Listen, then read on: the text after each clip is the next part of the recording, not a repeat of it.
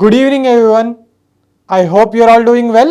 Welcome to T1 Academy Current Affairs classes. ఈరోజు current affairs క్లాసెస్లో భాగంగా మనం న్యూస్లో ఉన్న కొన్ని ముఖ్యమైన అంశాల గురించి చర్చించుకుందాం. అవేంటంటే that is India Malaysia security dialogue మొన్న న్యూఢిల్లీలో జరిగింది. అది మనకి ఎగ్జామ్ పాయింట్ ఆఫ్ వ్యూలో చాలా ఇంపార్టెంట్ అండి. ఇది ఎన్నో సెక్యూరిటీ డైలాగు, మరి అందులో ఏం డిస్కస్ చేశారు లాంటి విషయాల మీద మనకు ఆల్రెడీ ఈ సెక్యూరిటీ డైలాగ్స్ అంటే ఇండియా మలేషియా ఇప్పుడు మనం మాట్లాడుకుంటున్నాం. లాస్ట్ ఇయర్ ఒక ఎగ్జామ్లో ఒక రెండు దేశాల మధ్య జరిగిన సెక్యూరిటీ డైలాగ్స్ మీద క్వశ్చన్ అడిగారు. మరి ఇది మొట్టమొదటిసారి జరిగింది సెక్యూరిటీ డైలాగ్ ఇండియా మలేషియా మధ్యలో. సో ఇది రాబోయే ఎగ్జామ్స్లో ఇంపార్టెంట్ అవుతుంది, అందుకే మనం ఇది డిస్కస్ చేయబోతున్నాం. ఓకే, అలాగే మనం రోజు చేస్తున్నట్టుగా ఒక స్టాటిక్ జీకే నుంచి ప్రీవియస్ ఇయర్ క్వశ్చన్ ఇచ్చాను. You have to answer this. And world Hindi డేని జనవరి 10th రోజున ఎవ్రీ ఇయర్ సెలబ్రేట్ చేస్తారు. మరి దీని థీమ్ ఏంటి, ఇది ఎప్పటి నుంచి సెలబ్రేట్ చేస్తున్నారు, దీనికి సంబంధించిన విశేషాలు ఏంటి లాంటివి అనేది మనం ఇప్పుడు చూద్దాము. అలాగే రిపబ్లిక్ డేకి చీఫ్ గెస్ట్ అనేది డిసైడ్ అయ్యారండి. ఇప్పుడు జనవరి 26 రిపబ్లిక్ డే జరగబోతుంది కదా. ప్రతి సంవత్సరం మన రిపబ్లిక్ డే ఫంక్షన్కి ఏదో ఒక ఫారెన్ గెస్ట్ని చీఫ్ గెస్ట్గా పిలవడం అనేది మన సాంప్రదాయం అండి. అందులో భాగంగా మరి ఈ ఇయర్ ఎవరిని తీసుకున్నారు, ఎవరు చీఫ్ గెస్ట్గా వస్తున్నారు, మరి ఆయన మాత్రమే రావడానికి కారణం ఏంటి లాంటి విషయాలు మనం ఇక్కడ చూద్దాము. అలాగే జనరేషన్ బీటా బేబీ, ఇది ఒక కొత్త కాన్సెప్ట్ అండి. జనరేషన్ జెడ్, జనరేషన్ ఆల్ఫా ఇలా మాట్లాడేవాళ్ళు కదా, ఇప్పుడు కొత్తగా జనరేషన్ బీటా అనే కాన్సెప్ట్ వచ్చింది. అందులో మొట్టమొదటి వ్యక్తి భారతదేశంలో జన్మించడం జరిగింది. మరి దానికి సంబంధించిన విశేషాలు మనం ఇప్పుడు చూద్దాము. అలాగే కేబుల్ స్టేట్ రైల్ బ్రిడ్జ్, మనకి ఇప్పుడు హైదరాబాద్లో దుర్గం చెరువు మీద ఈ కేబుల్ స్టైల్ బ్రిడ్జ్ ఉంది కదా. ఎస్, అట్లనే మొట్టమొదటిసారిగా ఒక రైల్వే వంతెనను ఈ కేబుల్స్ ఉపయోగించి కట్టడం జరిగింది. మరి అది ఎక్కడ కట్టారు, ఎవరు కట్టారు లాంటి విషయాలు మనం ఈరోజు చూద్దాము. ఫైనల్గా ఈ టాపిక్స్కి సంబంధించిన విషయాల మీద కొన్ని MCQsని మనం ఈరోజు డిస్కస్ చేసుకుందాం. Okay, right. Now coming on to the first topic, that is India Malaysia first security dialogue. ఈ నంబర్ అనేది ఇంపార్టెంట్ అండి, ఈ నంబర్ అనేది ఇంపార్టెంట్. కన్ఫ్యూజ్ చేస్తూ ఎగ్జామ్లో ఇండియా మలేషియా యొక్క థర్డ్ సెక్యూరిటీ డైలాగ్ న్యూఢిల్లీలో జరిగింది అని చెప్పి ఇస్తాడు. Okay, but this is the first security dialogue. Now coming back to the topic, India and Malaysia held there first security dialogue in New Delhi. మన దేశపు రాజధాని అయిన న్యూఢిల్లీలో జరగడం జరిగింది. ఎందుకోసం అంటే రెండు దేశాల మధ్యలో బైలేటరల్ కోఆపరేషన్ని పెంపొందించుకోవడానికి ఈ సమావేశాన్ని నిర్వహించడం జరిగింది. మరి ఇలా మొట్టమొదటిసారిగా ఇది నిర్వహించడానికి కారణం ఏంటంటే 2024 ఆగస్టులో మలేషియన్ ప్రైమ్ మినిస్టర్ అయిన ఇబ్రహీం గారు మన భారతదేశ పర్యటనకు రావడం జరిగింది. ఆ టైంలో నరేంద్ర మోడీ గారితో సమావేశం అయిన తర్వాత రెండు దేశాల మధ్యలో ద్వైపాక్షిక సంబంధాలను ఒక మెట్టు ఎక్కించాలి, స్ట్రాటజిక్ కోఆపరేషన్ ఇంప్రూవ్ చేయాలి అని చెప్పి ఇలా సెక్యూరిటీ డైలాగ్స్ని నిర్వహిద్దామని చెప్పి అప్పటి సమావేశంలో అనుకున్నారండి. అందువల్లనే ఇవి మొట్టమొదటిసారిగా స్టార్ట్ కావడం జరిగింది. మరి దీనికి మన ఇండియా తరపున నేషనల్ సెక్యూరిటీ అడ్వైజర్ అయిన అజిత్ దోవల్ గారు, అలాగే మలేషియా తరపున మలేషియా యొక్క director general of national security council Raja Dato Nushirwan వీళ్ళిద్దరూ పార్టిసిపేట్ చేయడం జరిగింది. మరి ఈ మీటింగ్లో అసలు ఏ విషయాల మీద డిస్కస్ చేసుకున్నారు, మరి ఏమని డిసైడ్ అయ్యారు లాంటి విషయాలను మనం ఇక్కడ చూద్దాము. ఎగ్జామ్లో అవి కూడా ఇంపార్టెంట్ అండి. రీసెంట్గా రెండు దేశాల మధ్యలో జరిగిన ఈ అగ్రిమెంట్లో which of the following doesn't take place, ఈ విషయం మీద మాట్లాడలేదు అనే వాటి మీద కూడా క్వశ్చన్స్ వస్తున్నాయి మనకి ఎగ్జామ్లో. సో మరి ఈ రెండు దేశాల మధ్యలో డీపర్ కోఆపరేషన్ ఇంకా పెరగాలి అని చెప్పి డిసైడ్ అయ్యారు. మరి అలాగే ఏ విషయాల మీద వర్క్ చేయాలి ఇప్పటి నుంచి అని డిసైడ్ చేశారంటే that is they decided to work together on cyber security దాడులు బాగా జరుగుతున్నాయి. మరి ఇండియా సెకండ్ ప్లేస్లో ఉంది సైబర్ సెక్యూరిటీ అటాక్స్ని ఎదుర్కొన్న దేశాల్లో. ఫస్ట్ USA కదా, ఎస్, మరి మలేషియా మీద కూడా బాగానే జరుగుతున్నాయి. మరి ఆ విషయంలో అలాగే డిఫెన్స్ రిలేటెడ్, మరి టెర్రరిజంకి వ్యతిరేకంగా కౌంటర్ టెర్రరిజం ఇలాంటి విషయాల మీద వీళ్ళు కోఆపరేట్ చేసుకోవాలని చెప్పి నిర్ణయించడం జరిగింది. అలాగే మెరీటైమ్ సెక్యూరిటీ, మరి మనకు చాలా కోస్టల్ ఏరియా ఉంది, మలేషియా కూడా కోస్టల్ దేశమే, ఎస్, మరి వాళ్ళకు కూడా ఉంది కాబట్టి మెరీటైమ్ సెక్యూరిటీ అంశాల్లో వీళ్ళు కోఆపరేట్ చేసుకోవాలని చెప్పి నిర్ణయించుకున్నారు. అండ్ ఇక్కడ ఒక ఇంపార్టెంట్ పాయింట్ ఉందండి, ఇది జనరల్గా ఎవరు ఎక్స్పెక్ట్ చేయరు. ఈ విషయం మీద కూడా ఒక అగ్రిమెంట్ కుదిరింది. అదేంటంటే to enhance cooperation in strategic fields like critical minerals and rare earth elements. ఇది ఎందుకంటే మన రెండు దేశాలకు కూడా కోస్టల్ ఏరియా ఉంది కదా, ఆ సముద్రంలో రేర్ ఎర్త్ మెటల్స్ కానివ్వండి, మినరల్స్ కానీ దొరుకుతాయి. మరి వాటిని ఎక్స్ప్లోర్ చేసే విషయంలో టెక్నాలజీ ట్రాన్స్ఫర్, ఒకళ్ళకు సహాయం చేసుకోవడం లాంటి విషయాల్లో ఈ అగ్రిమెంట్ అనేది కుదరడం జరిగిందండి. మన ONGC వాళ్ళు ఎప్పుడు ఎక్స్ప్లోరేషన్ చేస్తూ ఉంటారు కదా రివర్ బెల్ట్స్లో. ఎస్, అలా సముద్రం కింద ఏమన్నా దొరికితే మరి అవి వాళ్ళ ఏరియాలో కూడా ఉండే అవకాశం ఉంటుంది కదా. అట్లా ఒక్కోళ్ళు టెక్నాలజీని అందిపుచ్చుకోవడం లాంటి విషయాల మీద సహకరించుకోవాలని చెప్పి ఇందులో డిసైడ్ చేయడం జరిగింది. అలాగే దీన్ని ఇప్పుడు జరిగిన ఈ మీటింగ్ని ఇన్స్టిట్యూషనలైజ్ చేయాలి అని కూడా డిసైడ్ అయ్యారు. ఇన్స్టిట్యూషనలైజ్ చేయడం అంటే ఏంది, ఈ ఒక్కసారి చేసేసి ఆపేయడం కాదు, ప్రతి సంవత్సరం ఎవ్రీ ఇయర్ మనము దీన్ని నిర్వహిద్దాము అని చెప్పి ఈ మన రెండు దేశాల మధ్యలో అగ్రిమెంట్ కుదరడం జరిగింది. అండ్ దిస్ పార్ట్ ఇందాక చెప్పాను కదా, Malaysian prime minister Anwar Ibrahim గారు వచ్చారు ఇండియాకి అని చెప్పి. ఆ టైంలో రెండు దేశాల మధ్యలో ద్వైపాక్షిక సంబంధాలని పెంచాలి అని చెప్పి దాన్ని కాంప్రిహెన్సివ్ స్ట్రాటజిక్ పార్ట్నర్షిప్గా ఇంప్రూవ్ చేయడం జరిగింది. అందువల్లనే ఈ మీటింగ్ అనేది జరగడం జరిగింది. మనకి ఇందులో ఇంపార్టెంట్ పాయింట్స్ ఏంటంటే ఇప్పటివరకు మాట్లాడుకున్న దాంట్లో ఇవ్వండి. They decided to work together on cyber security, defence, against terrorism, rare earth elements and మినరల్స్ని కనుక్కునే విషయంలో కూడా సహకరించుకోవాలనుకున్నారు కదా. ఎస్, మెరిటైమ్ సెక్యూరిటీ, ఇవన్నీ కూడా ఇంపార్టెంట్ విషయాలు. Okay, right. Points to be noted. ఇంకొన్ని ఇంపార్టెంట్ స్టాటిక్ పాయింట్స్ ఉన్నాయి, ఒకసారి చూద్దాం. అదేంటంటే మన ట్రేడ్ జరుగుతుంది కదా, మన ఇండియా యొక్క ట్రేడ్ పార్ట్నర్స్లో మలేషియా అనేది ఇన్ వాల్యూమ్ 13th ప్లేస్లో ఉంది అండి. Malaysia is the 13th largest trade partner of India. Okay, మనకు ఎక్కువగా ట్రేడ్ ఏ దేశంతో జరుగుతుంది, మనకు యుఎస్తో కదా. ఎస్, అట్లా అందులో 13th పొజిషన్లో ఉన్నది మలేషియా వాళ్ళు. అలాగే ఏసియాన్ కంట్రీస్, ఆ ఏసియాన్ కంట్రీస్లో సౌత్ ఈస్ట్ ఏషియన్ కంట్రీస్ ఉంటాయి కదా, ఆ ఓన్లీ వాటితో కంపేర్ చేసుకున్నప్పుడు మనకు 3rd లార్జెస్ట్ ట్రేడ్ పార్ట్నర్. ఏసియాన్ అనేది 3rd లార్జెస్ట్ ట్రేడ్ పార్ట్నర్. మరి ఏసియాన్ కంట్రీస్లో ఇండియాకు టాప్ ట్రేడ్ పార్ట్నర్ ఎవరు, ఫస్ట్ ప్లేస్లో ఉన్నది ఎవరు అంటే ఇండోనేషియా. ఇది మలేషియా 3rd ప్లేస్లో ఉంది కదా. ఎస్, మరి ఫస్ట్ ప్లేస్లో ఉన్నది ఇండోనేషియా. Okay, right. ఓన్లీ ఇది ఏషియాన్ కంట్రీస్లోతో మాత్రమే అండి, ఏసియాన్. Okay, right. అదే వరల్డ్లో మనకి ఎక్కువ ట్రేడ్ ఎవరితో జరుగుతుంది, యుఎస్ఓతోని నిర్వహించడం జరుగుతుంది. అండ్ ఇంకొక ఇంపార్టెంట్ పాయింట్ ఏంటంటే 2023లో మన డిఫెన్స్ మినిస్టర్ అయిన రాజ్నాథ్ సింగ్ గారు ఉన్నారు కదా, ఆయన హిందుస్థాన్ ఏరోనాటికల్ లిమిటెడ్ బెంగళూరులో ఉంటుంది కదా మనది, ఇండియాకి సంబంధించి ఈ తేజస్ ఎయిర్ క్రాఫ్ట్స్ ఇవన్నీ తయారు చేస్తూ ఉంటారు. వాళ్ళకి సంబంధించిన రీజనల్ ఆఫీస్ని, వాళ్ళకి సంబంధించిన మొట్టమొదటి రీజనల్ ఆఫీస్ని మలేషియాలోని కౌలాలంపూర్లో పెట్టడం జరిగింది. ఇది కూడా మన ఈ 2 పాయింట్స్ అనేటివి కరెంట్ అఫైర్స్ మీద క్వశ్చన్ అడిగినప్పుడు దాంతోపాటు రీసెంట్ స్టాటిక్ జీకే ఉంటుంది కదా, దాన్ని కూడా కల్పిస్తాడండి. ఇప్పుడు ఇగో ఆ పార్ట్నర్షిప్ మీద అడిగినప్పుడు ఈ ట్రేడ్కి సంబంధించి ఇది కూడా అడగచ్చు, అందుకే ఇక్కడ చెప్పడం జరుగుతుంది.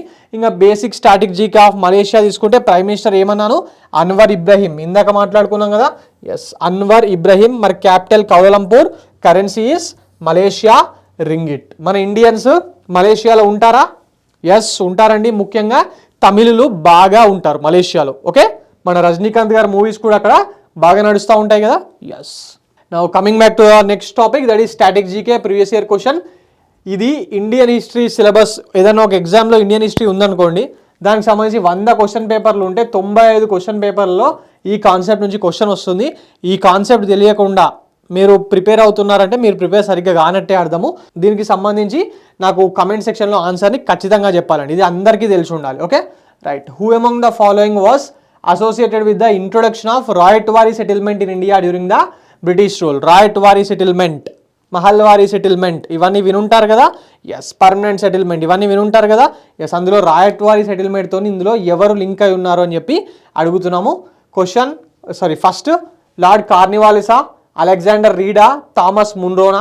మరి ముగ్గురులో ఎవరు? ఈ ఆప్షన్స్ బట్టి నాకు ఆన్సర్ చెప్పండి. రాయత్వారీ సెటిల్మెంట్ అనేది మన మద్రాస్ ఏరియాలో ఇది బాగా ఉండిందండి. మద్రాస్లో అప్పుడు తెలంగాణ మనము వేరుండే, ఇప్పటి తమిళనాడు ఏరియా, కొంచెము ఆ కేరళ ఏరియా, మన ఆంధ్ర ఏరియాలో ఇది బాగా ఉండింది రాయత్వారీ సెటిల్మెంట్. మరి దీంట్లో ఎవరు దానికి సంబంధించి ఇందులో లింక్ అయి ఉన్నారో నాకు ఆన్సర్ సెక్షన్లో తెలియజేయండి. ఓకే, రైట్, కమెంట్స్లో చెప్పండి.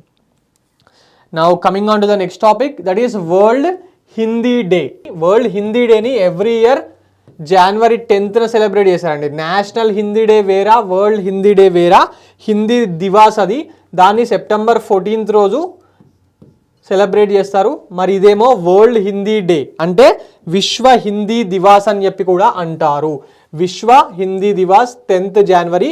మొట్టమొదటిసారిగా ఇందిరాగాంధీ గారు ప్రైమ్ మినిస్టర్గా ఉన్నప్పుడు ఆన్ 10th January 1975 దీన్ని స్టార్ట్ చేయడం జరిగింది. వరల్డ్ ఫస్ట్ హిందీ కాన్ఫరెన్స్ని నాగ్పూర్లో పెట్టి ఈ వరల్డ్ హిందీ డేని స్టార్ట్ చేయడం జరిగింది. కాకపోతే దీన్ని 2006 నుంచే దీన్ని ప్రపంచవ్యాప్తంగా సెలబ్రేట్ చేస్తున్నారు. ప్రపంచవ్యాప్తంగా అంటే హిందీ మాట్లాడే వాళ్ళు ఉన్న దగ్గర, అలాగే మన భారతదేశ ఎంబసీలు ఉంటాయి కదా అన్ని దేశాల్లో, అలాంటి దేశాల్లో దీన్ని సెలబ్రేట్ చేయడం జరుగుతుంది. మరి ఎవరు చేస్తారు వరల్డ్ మొత్తం అన్నప్పుడు? ఆటోమేటిక్గా మినిస్ట్రీ ఆఫ్ ఎక్స్టర్నల్ అఫైర్సే కదా. Yes, ministry of external affairs, right. Okay, now so ఇదండి దీనికి సంబంధించిన విషయం. వరల్డ్ హిందీ డే, అప్పుడప్పుడు క్వశ్చన్స్ వస్తూ ఉంటాయి దీని మీద, ఒక్కసారి చూసుకోండి. Right, now republic day chief guest ఎవరు? ఇండోనేషియా ప్రెసిడెంట్ అయిన ప్రభావో సుబియాంటో. ఓకే, ఈయనని మరి ఆహ్వానించడం జరిగింది. ఆయన నిన్ననే ఈ ఆహ్వానాన్ని ఒప్పుకున్నారు. మరి హీ ఈస్ కమింగ్. మరి ఈసారి రిపబ్లిక్ డే 2025 థీమ్ ఏంటో తెలుసా? స్వర్ణిం భారత్ విరాసత్ ఔర్ వికాస్, అంటే golden India, heritage and development. ఈ థీమ్ మీద మనకి ఎగ్జామ్లో క్వశ్చన్స్ వస్తాయండి. చాలాసార్లు ఇట్లా ఇచ్చారు ఇలాంటి థీమ్స్ మీద. సో మరి మనకు ఇది ఒకసారి చూసుకోండి. గోల్డెన్ ఇండియా మన సౌత్లో కాబట్టి ఇంగ్లీష్లోనే ఇస్తారు క్వశ్చన్లో. Golden India, heritage and development అని. Okay, right. Coming back to the topic, 2025 republic డేకి చీఫ్ గెస్ట్గా ఇండోనేషియన్ ప్రెసిడెంట్ రావడం జరుగుతుంది. ఇంకొక విషయం ఏంటంటే, మనం మొట్టమొదటిసారిగా అసలు మన రిపబ్లిక్ డేకి ఒక ఫారెన్ గెస్ట్ని చీఫ్గా వెలవాలి అని డిసైడ్ అయినప్పుడు మొట్టమొదటిసారి అప్పుడు వచ్చింది కూడా ఒక ఇండోనేషియన్ ప్రెసిడెంటేనండి. ఆయన పేరు సుకార్నో. అప్పుడు నాన్ అలైన్మెంట్ మూమెంట్ అనేది బాగా నడిచేది. మరి మన మన ప్రైమ్ మినిస్టర్ నెహ్రూ గారు, ఇండోనేషియన్ ప్రెసిడెంట్ సుకార్నో గారు, అలాగే ఈజిప్ట్ ప్రెసిడెంట్, వీరందరూ అందులో ముఖ్యమైన పాత్ర వహించేవారు. ఆ రిలేషన్స్లో భాగంగా మనం మొట్టమొదటిసారిగా అట్లా డిసైడ్ చేసినప్పుడు సుకార్నో గారు రావడం జరిగింది.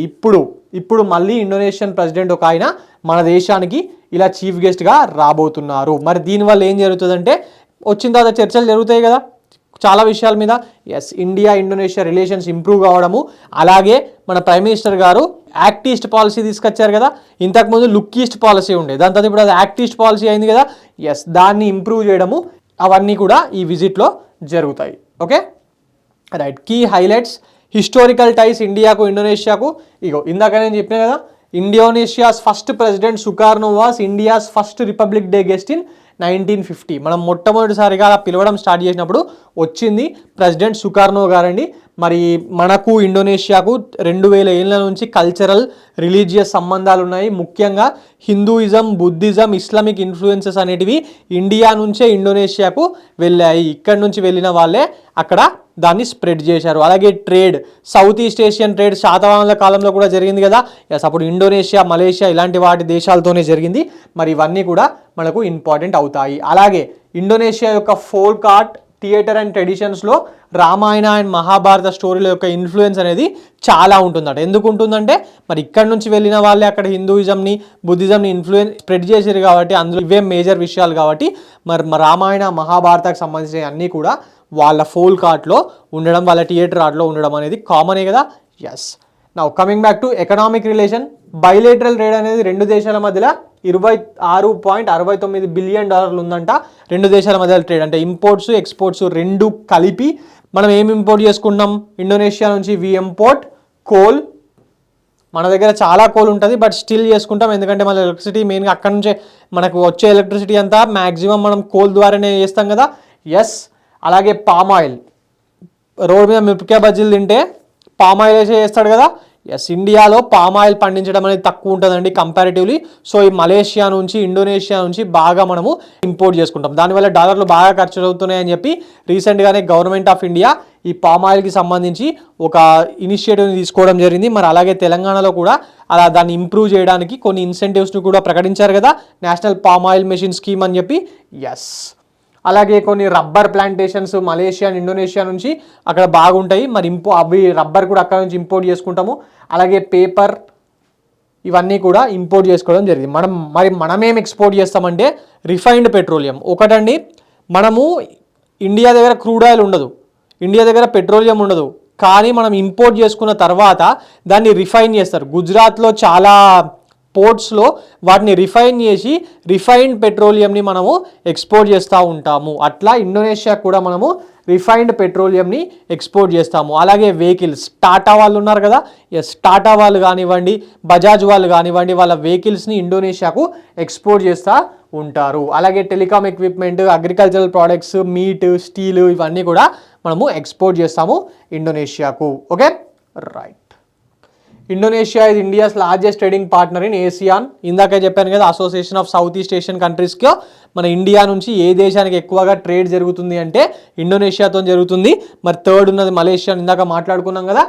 ఎస్, నౌ రీసెంట్గానే బ్రిక్స్, మనము ముఖ్యమైన సభ్య దేశంగా ఉన్న బ్రిక్స్లో రీసెంట్గానే ఇండోనేషియా ఫుల్ టైం మెంబర్గా చేరింది కదా. అది ఎన్నో మెంబర్? అది 10th member, right?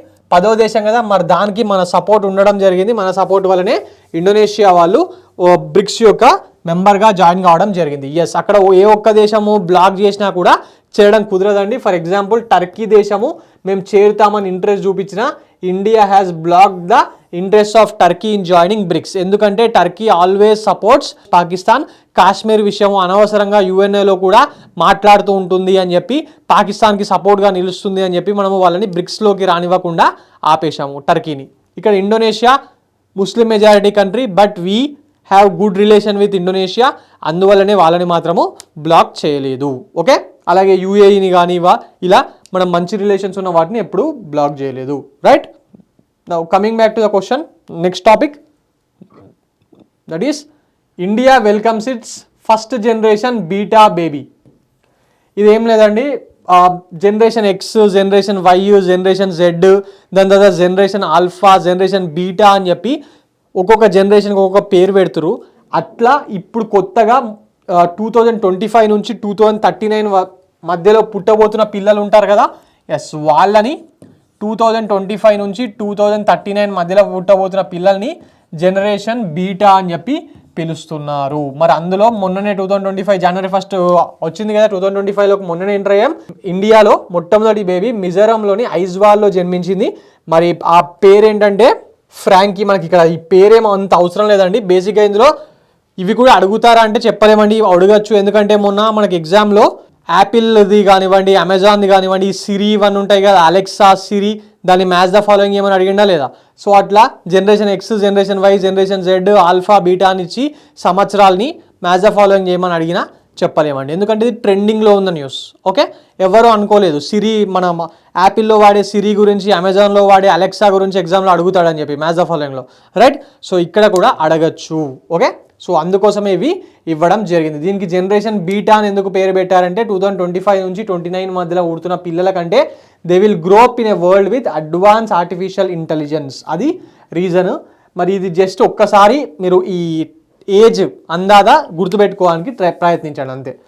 Generation X 1965 నుంచి 1980, 1965 నుంచి 1980 మధ్యలో పుట్టిన పిల్లల్ని జనరేషన్ ఎక్స్ అని, దాని తర్వాత పుట్టిన వాళ్ళు 1980 నుంచి 1994 మధ్యలో జనరేషన్ వై అని, ఇప్పుడు దాని తర్వాత 1995 నుంచి 2009 మధ్యలో పుట్టిన వాళ్ళను జనరేషన్ జెడ్ ఆర్, ఈ మధ్య మీరు న్యూస్ పేపర్స్లో చూస్తూ ఉంటారు ఈ జెన్జీ బ్యాచ్ అని చెప్పి మనకు న్యూస్ పేపర్లో వస్తున్నాయి కదా, జనరేషన్ జెడ్ అని.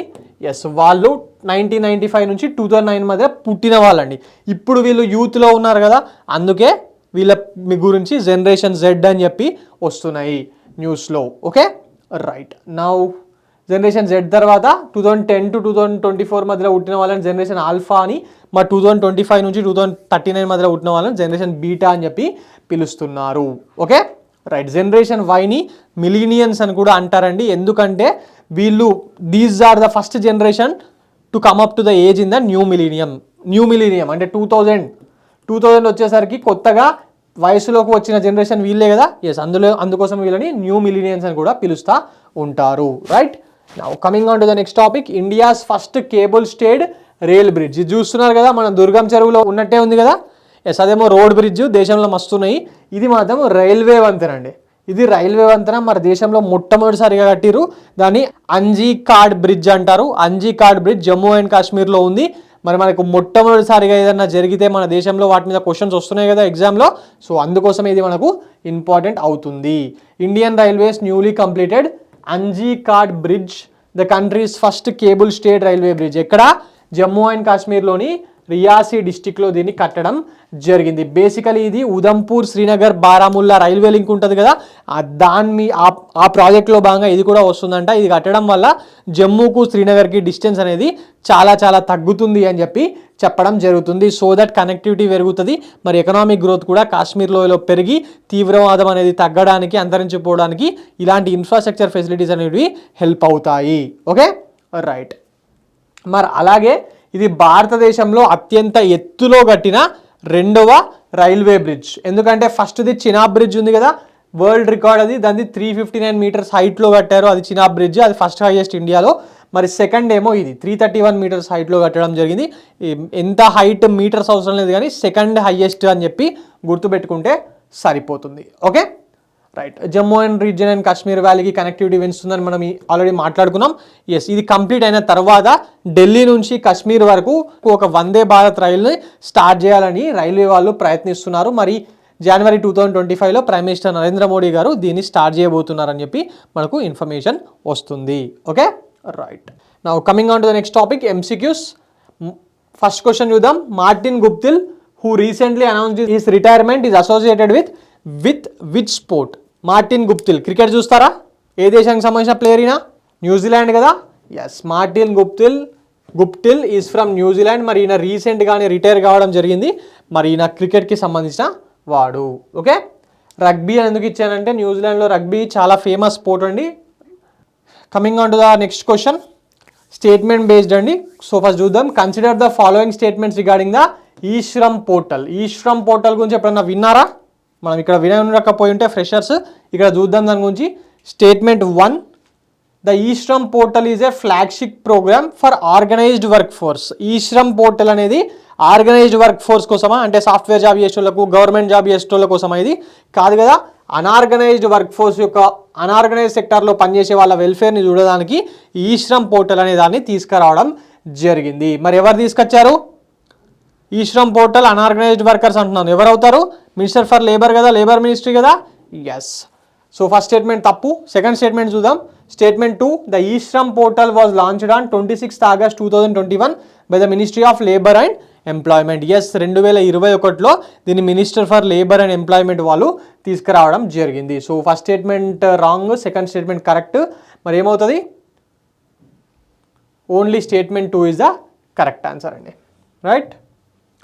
Now coming on to the next question, ఇది కూడా స్టేట్మెంట్ బేస్డే. ఒకసారి చూద్దాం. Consider the following statements regarding the Ujala scheme. Ujala scheme దేనికి సంబంధించింది? మన ఎలక్ట్రిసిటీ బల్బ్స్ ఉంటాయి కదా, ఇళ్లలో వాడే బల్బ్స్, LED బల్బ్స్, దానికి సంబంధించిన స్కీమ్ కదా. ఎస్, టు రెడ్యూస్ ద ఎఫిషియన్సీని ఇంక్రీజ్ చేయాలి, కరెంట్ బిల్లులు తగ్గేదానికి దీన్ని తీసుకొచ్చారు. మరి Ujala scheme was launched on January 2015. Yes, 2015లో దీన్ని లాంచ్ చేశారు. To promote energy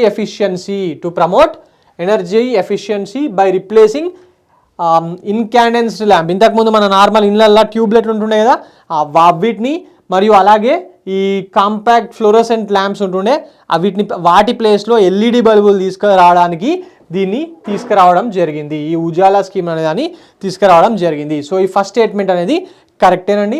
now coming on to the second statement, the Ujala scheme is a joint project between the government of ఇండియాకి చెందిన ministry of powers energy efficiency services లిమిటెడ్కి మరియు మన స్టేట్స్లో discoms ఉంటాయి కదా, మనం ఇప్పుడు హైదరాబాద్లో, ఏపీలో డిస్కమ్స్ ఉన్నాయి కదా. ఎస్, సెంట్రల్ గవర్నమెంట్ యొక్క దానికి మరియు వీటికి మధ్యలో ఒక కంబైన్డ్ జాయింట్ ప్రాజెక్ట్ అని చెప్పి అంటున్నారు. కరెక్టేనా మరి? ఎస్, ఇది కూడా కరెక్టే. సో మరి మన ఆన్సర్ ఏమవుతుంది? Both statement 1 and statement 2 are correct.